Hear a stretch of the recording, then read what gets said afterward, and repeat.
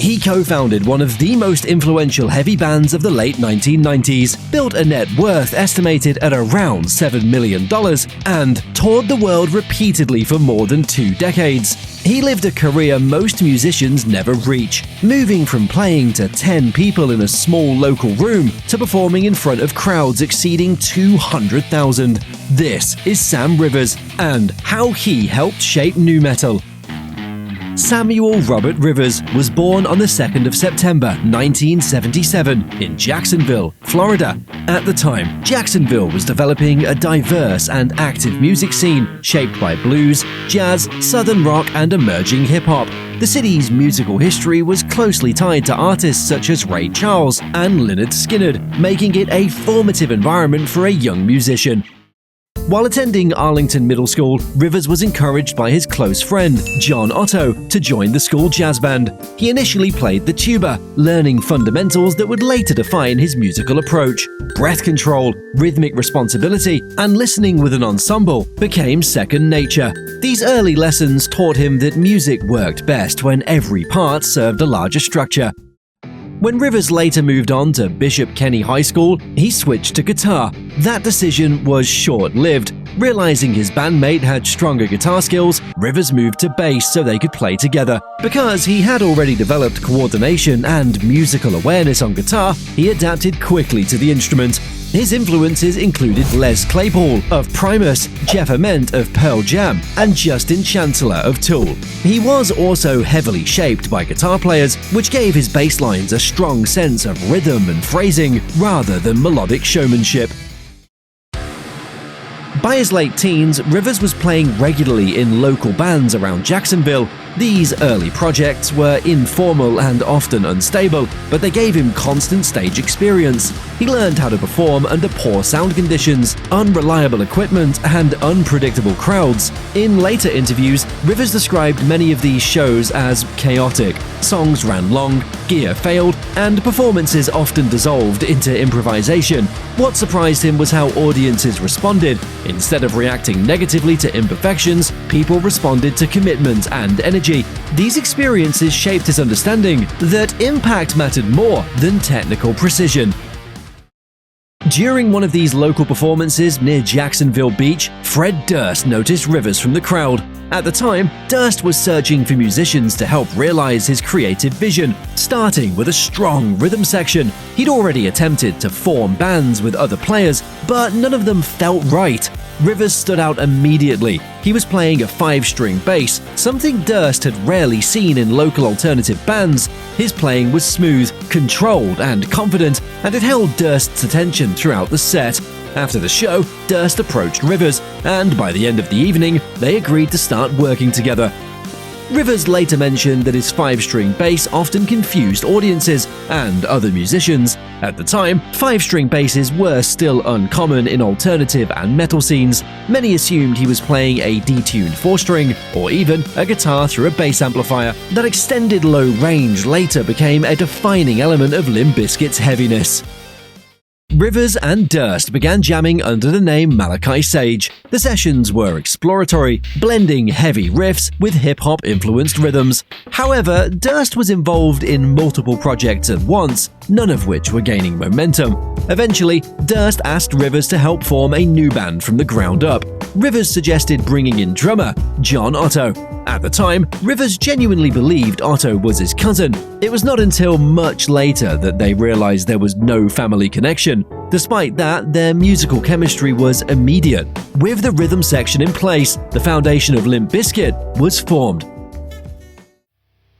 The band's goal was to fuse metal, hip-hop, and rap into a single sound. This combination was still largely unexplored in the mid-1990s. Rivers' bass became central to this identity. His 5-string allowed him to sit beneath the guitars with massive low-end weight, giving the music a heavier feel without overcrowding the mix. The band cycled through several guitarists before finally settling on Wes Borland. His unconventional playing style and striking visual presence completed the lineup. With Borland in place, Limp Bizkit began writing original material and performing consistently across Florida. Their live shows gained a strong following. While the band's image was chaotic, the bass lines remained simple and locked to the drums, providing the consistency the songs needed. A major turning point came in 1995. Korn were opening at the Milk Bar in Jacksonville while on tour. Fred Durst invited them back to his house after the show, claiming to be an experienced tattoo artist. In reality, he'd only been tattooing for around a month. Durst later admitted he scarred them up pretty good, but he also offered them a place to hang out and wash their clothes. That hospitality created a friendship. When Korn returned to town, they stayed in contact with Durst. Eventually, Durst gave them a demo featuring Pollution, Counterfeit, and Stuck.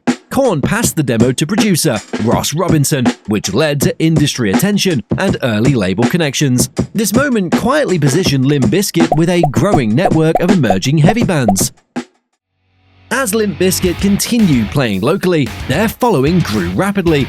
Danny Wimmer, who later founded festivals such as Aftershock and Louder Than Life, owned a venue in Jacksonville and witnessed the band's rise firsthand. He stated that Limp Bizkit had the largest draw of any local band, jumping from 10 people in a room to over 800 within months. While Durst's marketing instincts helped, the band's tight rhythm section kept audiences engaged. Rivers' bass was critical during this phase. His playing prioritized consistency and physical impact, ensuring the band sounded powerful regardless of venue size or sound quality. In 1997, Limp Bizkit released their debut album, $3 Bill Y'all, through Flip Records, produced by Ross Robinson. The record captured the energy of their live shows and introduced Rivers' distinctive approach. On tracks like Counterfeit and Stuck, he often used a pick on his 5-string bass, which gave his notes a percussive edge that cut through the dense guitar riffs. He frequently experimented with alternative tunings and slight variations in timing to create tension before the vocals or guitars hit, a technique he later described in interviews as playing around the beat, not just on it, sometimes bending strings mid-note or muting others subtly to add color and texture that wasn't obvious on the first listen, but it gave the tracks an unmistakable weight. Following the album's release, the band toured relentlessly. Their cover of George Michael's Faith gained heavy rotation on radio and MTV, pushing Limp Bizkit into the mainstream. With this exposure came larger venues and tighter schedules. Rivers adapted quickly to national touring. His focus shifted further towards endurance and timing. As crowds grew, his bass became less about melodic movement and more about physical presence, designed to translate through large sound systems. By the end of the 1990s, Limp Bizkit had moved from local success to national recognition. In 1999, Limp Bizkit released Significant Other. The album debuted at #1 on the Billboard 200 and sold millions of copies worldwide. Songs such as Nookie, Break Stuff, and Rearranged became defining tracks of the era. The band's success took them on global tours and major festival stages. Rivers kept his playing consistent. He adjusted his 5-string bass for each venue to fit with the drums and guitars. He also made small changes to tone and attack to make sure the music came through clearly on large outdoor stages. Quick pause here. If you want more long-form documentaries like this, or if you've learned more about Limp Bizkit, Sam Rivers, or nu metal in general, take a moment to subscribe. It really helps the channel. Alright, back to it. Playing events like Woodstock 99 marked a psychological shift. Rivers later described standing on stage and realizing the crowd extended beyond what he could visually process. At that scale, reacting to individual faces became impossible. Instead, he focused entirely on locking in with the drums and maintaining consistency. He described it as playing for the space rather than for people. This mindset allowed him to stay grounded while performing at extreme scale. In 2000, Limp Bizkit released Chocolate Starfish and the Hot Dog Flavored Water. The album shattered first-week sales records and confirmed the band as one of the biggest acts in the world. The writing leaned heavily on groove-driven riffs. Rivers' bass often carried entire songs through simple, forceful patterns. At this point, Limp Bizkit became unavoidable in popular culture. Despite this visibility, Rivers deliberately avoided the spotlight. He gave sparingly few interviews and remained largely outside public controversy. His priority stayed with stability and performance. As the early 2000s progressed, musical trends changed and nu metal's dominance faded. Internal tensions and lineup changes slowed output, leading to periods of hiatus. Rivers continued performing when the band was active, maintaining the same disciplined approach. His consistency provided continuity during unstable periods. Sam Rivers passed away on October 18, 2025, leaving behind a career spanning more than 2 decades. His work with Limp Bizkit and his influence on bassists in heavy music endure, and his approach continues to be studied and admired by musicians worldwide.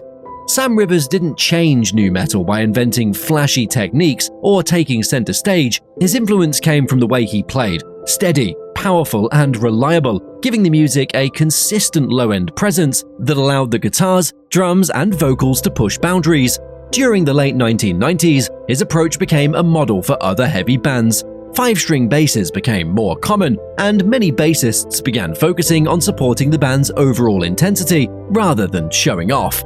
Players in bands such as Slipknot and Deftones followed a similar philosophy, using their bass lines to connect with the drums and give the songs weight. Even when the music was aggressive and unpredictable, Rivers' impact wasn't about being the loudest or the most visible. He proved that bass could shape the feel of a song through consistency, timing, and presence. In doing so, he helped influence how a generation of heavy music was played and heard, leaving a lasting mark on the genre without needing to call attention to himself. If you've enjoyed that deep dive into Sam Rivers, who would you like to hear next? Let us know in the comments below, and don't forget to like and subscribe. We'll see you in the next Musician's Archive.